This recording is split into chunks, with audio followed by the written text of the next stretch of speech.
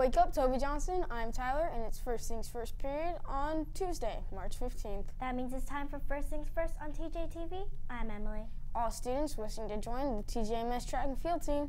All required forms will need to be turned in this week. This includes the sports physical form that must be signed by your parent and doctor, as well as the head injury and concussion form to be signed by your parent.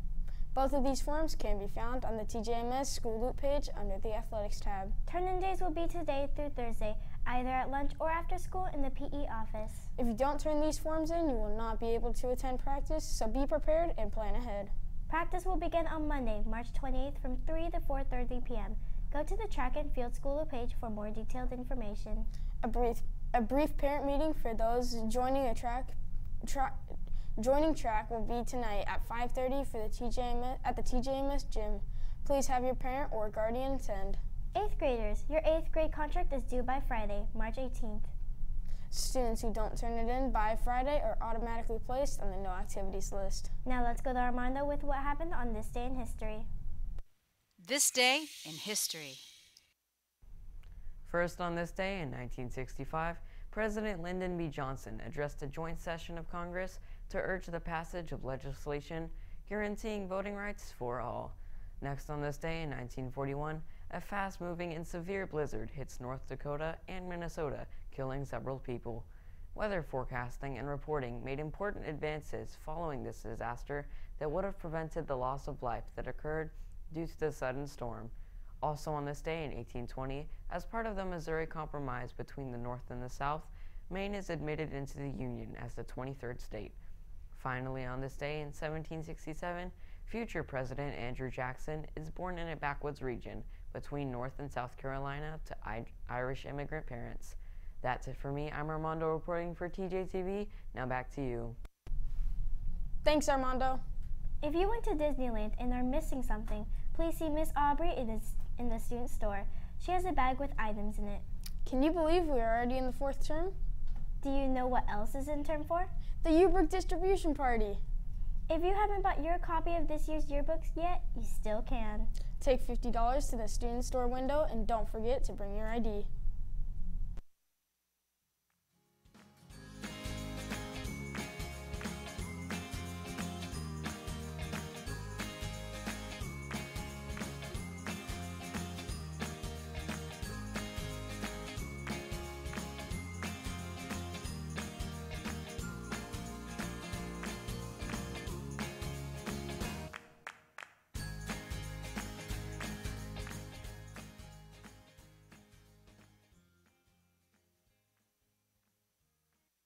Congratulations to Roger C., Isaac N., and Samuel L. for scoring 100% on their group test at Saturday's Math Attack Pi Day competition. Mathletes also received awards in the group writing test number 3. Club Live is meeting tomorrow after school on Wednesday, March 16th. With school budgets becoming tighter, teachers are finding creative ways to get fundings for their classrooms. Let's go to Tiana Hall to learn more. In today's world of decreasing budgets for education, teachers need to find more creative ways to help fund the items they need for their classrooms. Donors Choose is one way teachers at Toby Johnson Middle School have found that needed funding. A great funding source that has shown to be very successful for teachers is called Donors Choose. Miss Albiani is a recent recipient that had asked for items such as kitchen scales to measure out ingredients accurately, pastry bags to fill with icing and decorate cakes or cupcakes, and pastry tips to make the icing on the cupcake have a pretty design. Later in the month, Miss Albiani had received them, and now her students are beginning to use them in class.